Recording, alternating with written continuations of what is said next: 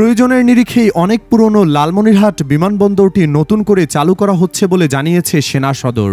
দেশের স্বার্থেই এই বিমানবন্দরটি চালুর সিদ্ধান্ত হয়েছে বলে জানানো হয়েছে।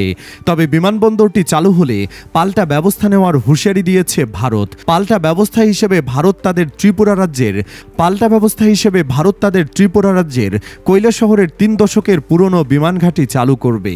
বাংলাদেশের উত্তরাঞ্চলের একটি ঐতিহাসিক স্থাপনা লালমনিরহাট বিমানবন্দর, ঠিক যেন চিকেন নেকের নাকের ডগায় অবস্থিত বিমানবন্দরটি। এক বিমানঘাঁটি নিয়েই ঘুম হারাম নরেন্দ্র মোদীর। কৌশলগতভাবে গুরুত্বপূর্ণ এই বিমানবন্দরটি 1931 সালে ব্রিটিশ সরকার নির্মাণ করে, যা দ্বিতীয় বিশ্বযুদ্ধের সময় মিত্রবাহিনীর জন্য একটি গুরুত্বপূর্ণ বিমানঘাঁটি হিসেবে ব্যবহৃত হয়েছিল। একসময় এটি ছিল এশিয়ার দ্বিতীয় বৃহত্তম বিমানবন্দর। একদিকে পাকিস্তান, অন্যদিকে নেপাল, সাথে ভুটান, শ্রীলঙ্কা তো আছেই। এবার বাংলাদেশ থেকে চেপে ধরার আশঙ্কায় দিশেহারা দিল্লি। দিল্লির সেবাদাসী হাসিনার পতনের পর ভারতের চোখে চোখ রেখে একের পর এক পদক্ষেপ নেয় অন্তর্বর্তী সরকার। এতে মোদি এখন পাগল প্রায়।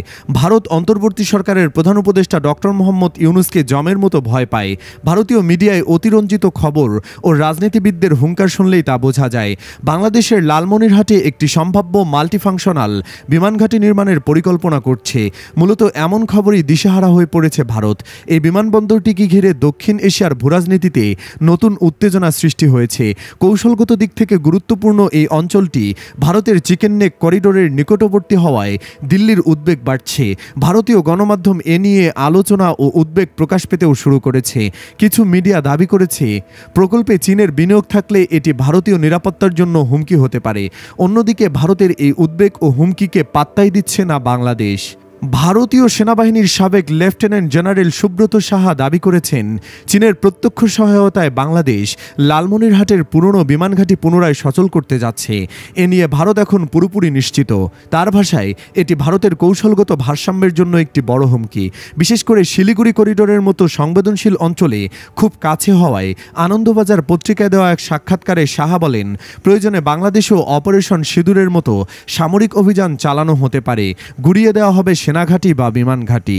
তারা মনে করছে, লালমনিরহাটের বিমানঘাঁটিটি আবারও সক্রিয় করার ফলে আক্ষরিক অর্থেই দিল্লির দোরগোড়ায় পৌঁছে যাবে বেইজিং। কেননা ভারত বাংলাদেশ সীমান্ত থেকে ওই বিমানঘাঁটির দূরত্ব প্রায় 20 কিলোমিটার। এছাড়া শিলিগুড়ি করিডোর থেকেও লালমনিরহাটের দূরত্ব মাত্র 20 কিলোমিটার। এটি মাত্র 22 কিলোমিটার প্রশস্ত ভূমি নিয়ে উত্তর পূর্বাঞ্চলের 7টি রাজ্যকে ভারতের বাকি অংশের সঙ্গে যুক্ত করেছে।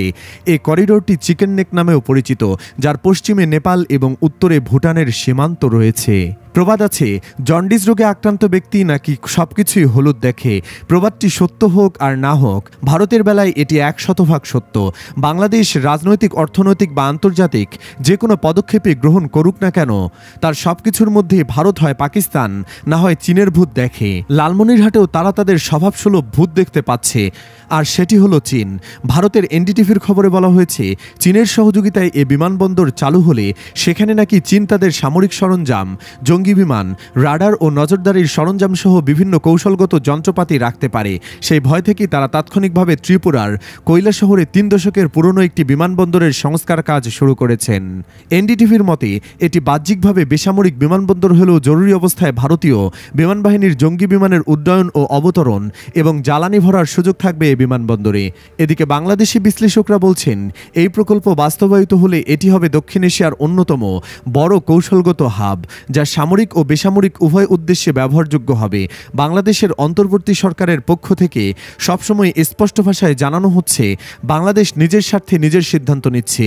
আমরা আমাদের ভূখণ্ডে কি করব তা নিয়ে অন্য কোনো দেশের অনুমতির প্রয়োজন নেই।